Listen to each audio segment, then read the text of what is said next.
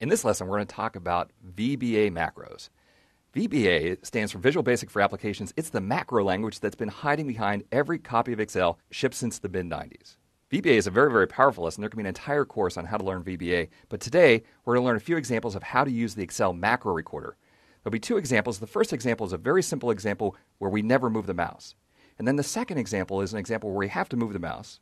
And that's actually where the macro recorder usually breaks. We'll show you how to solve that problem. Now to start, we're going to go to File, Open, and we're in Lesson 6. We'll choose Macro Example 1. In one of my Power Excel seminars, someone raised their hand. They said, every day I have to go through and mark cells for audit. And the process of marking cells is a very, very tedious process. I have to choose a cell, change the font color to blue, change the font to bold, put a light blue background in the cell, and put a dark blue overline and a dark blue underline underneath each cell. Very frustrating thing. He has to go through 5 different steps. And he said, if that could be reduced to a button click, my life would be so much easier. Now, if you've never worked with macros before on your version of Excel, we need to do some steps first in order to enable macros on the machine.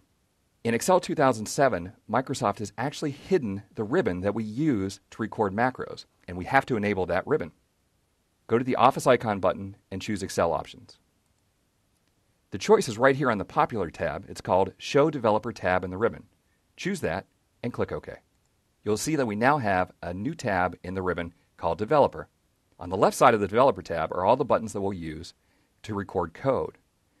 There's also other groups for controls and XML. We won't be discussing those in this lesson. The first thing to do is go and check the macro security to enable macros on this workbook. If you've been using macros before, they change the words, but they basically mean the same thing. We need to make sure on your computer that you set it to disable all macros with notification. Here's what that means. When you open a workbook that has macros enabled, Excel will tell you in the information bar that it has disabled the macros, but give you a button called Enable Content. You choose Enable Content and your macros are able to run. This is the safest setting and the setting that Microsoft recommends. Otherwise, if you would enable all macros, which is the last choice, then anyone who sends you an email, there could be a potentially dangerous macro that would run. Now, if you have never run macros before on this computer and you're just now changing the security, it would be best if you close Excel and reopen to this lesson. Our first step is to record a very simple macro that will go through the process of formatting a cell as the person in my Excel class wanted to do.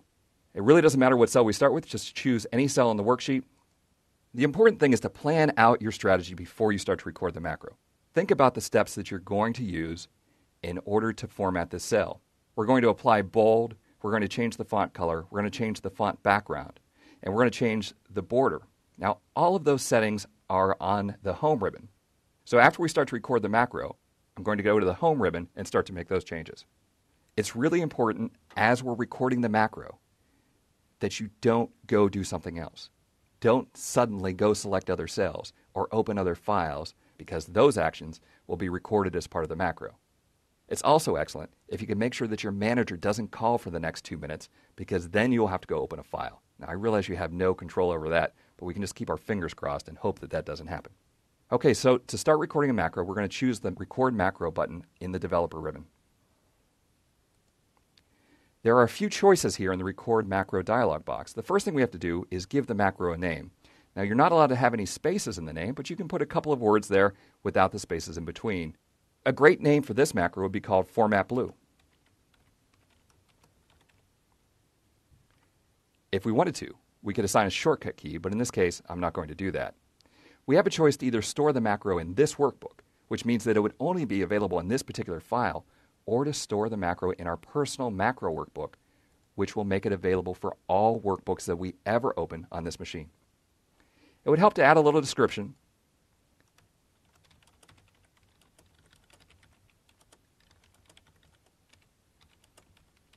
Okay, now when you press the OK button, the macro recorder will begin.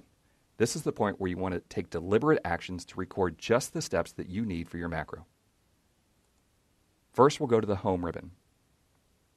I want to choose the bold icon, change the font color to blue, and change the fill color to a light blue. And I need to apply some borders, but they're not standard borders that are in the Borders dropdown, so I'm going to go directly to the Format Cells dialog box.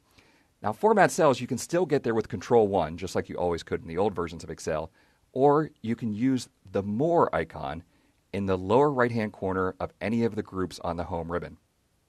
The More icon is actually an icon that defies description. It's this tiny little dot that maybe looks like an arrow in the lower right-hand corner.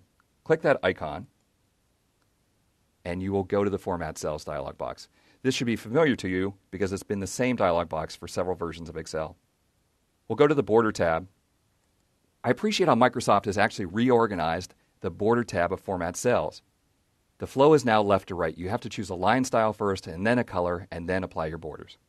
I'll choose a thick line style, and then a dark blue color. And finally, say that I want that to be on the top and bottom using the border outline.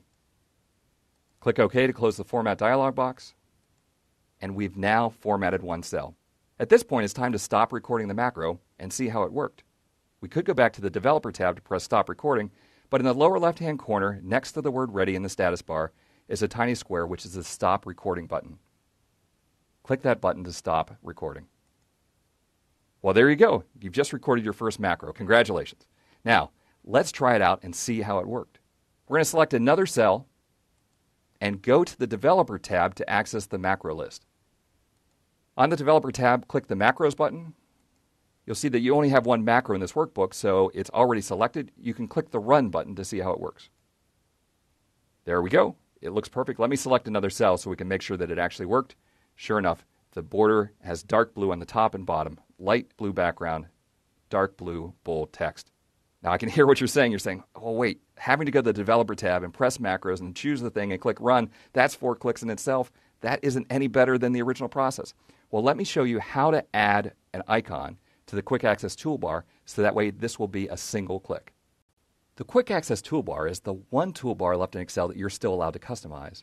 It starts out in a fresh install of Excel being above the ribbon, although it's possible on your computer that you've moved it below the ribbon. The easiest way to customize the toolbar is to right-click it and choose Customize. That's a shortcut for going to the Office icon, choosing Excel options, and clicking the Customize category. Now to add a macro to the toolbar, we need to open the left drop-down and choose the Macros command. You'll see a list of all macros that are installed on this computer. Even though you've only recorded one macro, it's possible that you have some add-ins installed, and there'll be a big long list on your computer from the add-ins that you've installed. In this case, though, I'm going to choose my Format Blue macro and click the Add button to add that to the Quick Access toolbar. Now, it's a little frustrating that they use an icon that doesn't seem to mean anything related to formatting the cell in blue. If you click that selection on the right-hand side and then choose Modify, you're allowed to make 2 customizations. First, you can choose a new icon, and second, you can choose the tooltip that will appear when someone hovers over the icon. Now, it's a little frustrating. In the last version of Excel, there were over 4,000 icons that you could choose, and in this version of Excel, we have only a few hundred. I can scroll through here looking for something that looks remotely like Format Blue, but nothing really does it for me. I guess in the end, I'll choose that blue square because at least it'll remind me of blue. I want to change the tooltip from Personal XLSB to say Format a Cell in Blue. Click OK, click OK. Now you'll see that that new icon is on our Quick Access toolbar.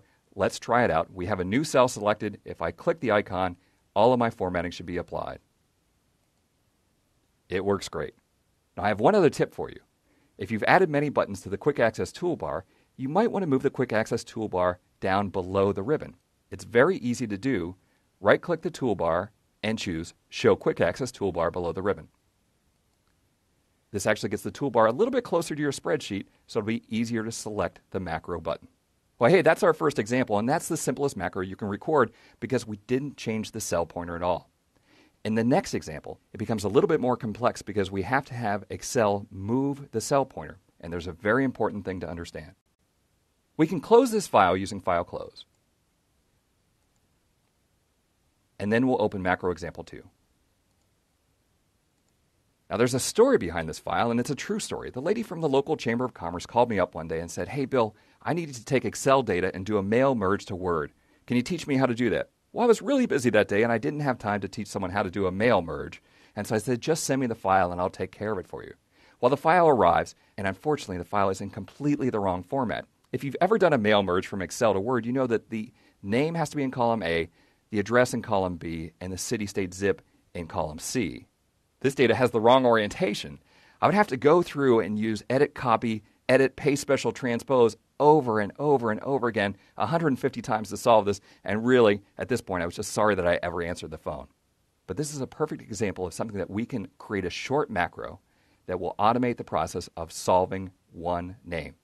Now, I want you to sit back and watch me record the macro the wrong way the first time, and then I'll show you why it's wrong, and we'll learn how to do it the right way. I'm going to select the first name in cell A1. I'll go up and start the macro recorder. The name I'll use for this macro is fix one name, and I'm going to assign it to a shortcut key of Control-A. Now, I hear what you're saying. You're saying, well, wait, Control-A already does something pretty important. This is a macro that we're going to run 150 times in the next 5 minutes, and then it's going to go away. It will never be used again. We have choices whether we want to store the macro in this workbook or in the personal macro workbook. Because this is a one-time use macro and I don't want it available forever, I'm going to choose this workbook from the dropdown. I really don't have to add a description because the macro is going to disappear a few minutes from now. I've kind of rehearsed in my head exactly what I'm going to do. I'm going to go down to cell A2, cut the address, and paste it to B1. I'm then going to cut the city from A3, paste it to C1, and delete rows 2, 3, and 4. The final step is I want to make sure that I choose the name for the next person. All right, ready to go? I'm hoping my manager doesn't call in the next 2 minutes. I'm ready to click OK and start recording this. I'll use the arrow key to go down one cell, Control X to cut, the arrow keys to go up, over, and Control V to paste. Use the arrow keys again, Control X to cut, up and over to paste. I'm now going to go down to row 2. I need to delete row 2, row 3, and row 4.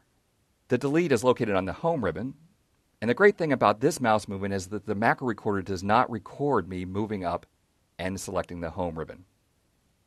I'll open the delete dropdown and choose delete sheet rows, delete, delete sheet rows, delete, delete sheet rows. Now the macro is perfect. I ended up with the cell pointer on the next record, ready to fix that name. I'll stop recording. Okay, if everything worked, I should hit Control A and we'll be good to go. Oh no, what a disaster. Now this is what happens to most people when they record a macro.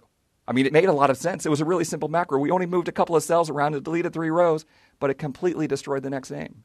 In fact, if I hold down Control A macro is very good at very quickly doing things, either the wrong thing or the right thing. What's going on? Let me explain to you exactly what Excel is doing when we recorded this macro. I'm going to use pseudocode here. I'm not going to tell you exactly the real VBA code, but what Excel said, it said, go to cell A2, take A2 and copy it to B1. Then go to cell A3 and copy it to C1, and then delete rows 2, 3, and 4. Well, that's a macro that is only good for fixing the very first record in this workbook. That's a crazy macro. By the time I've recorded it, I've already fixed the first record. It is completely useless, but it's the macro that you get if you just record a macro using the record macro button. Okay, now if you follow the instructions, you have not done anything and your file is perfect. I need to do file close and reopen. Do I want to save the changes? Definitely not. Okay, so now I'm back to my original file. Again, select the name in A1, and I'd like you to do this with me to record a macro. Let's take a look on the developer ribbon. Before we record the macro, there's a button directly underneath the record macro button called Use Relative References. Now, I applaud Microsoft for actually putting words next to this button.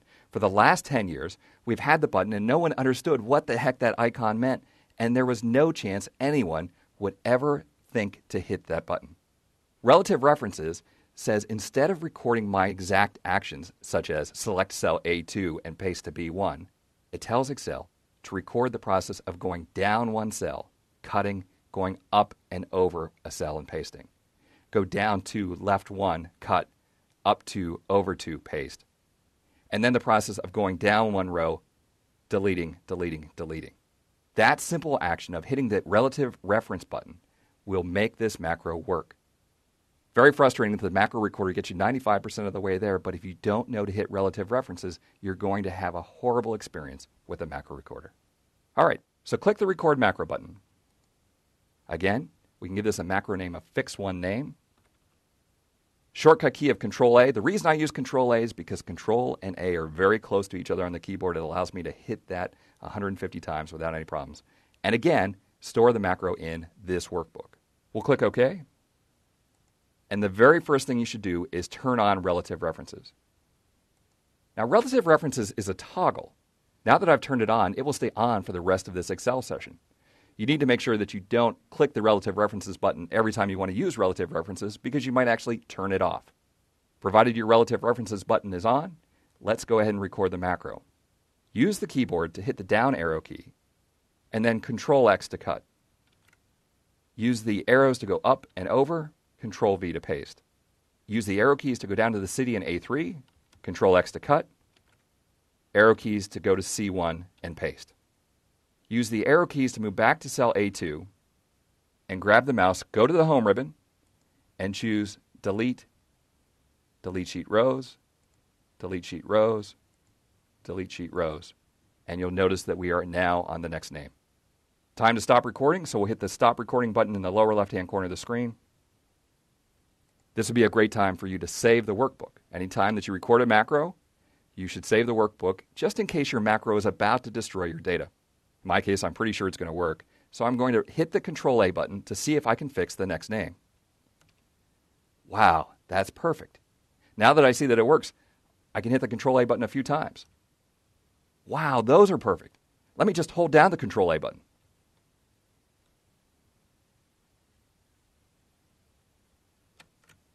Look at that. 200 names fixed in 30 seconds. It took me a minute to record, 30 seconds to run, and this problem has completely gone away.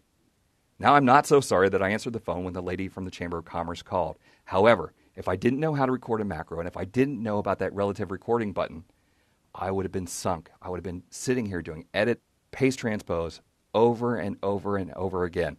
And by the time I was done, I would have been completely frustrated and ready never to do business with the Chamber of Commerce again. Well, there you go. 2 simple macro examples. The first one, remember, where we did not have to move the cell pointer at all. In that case, it doesn't matter whether we're recording relative or not. But anytime that you're going to move the macro, you want to think about the process and probably use relative recording.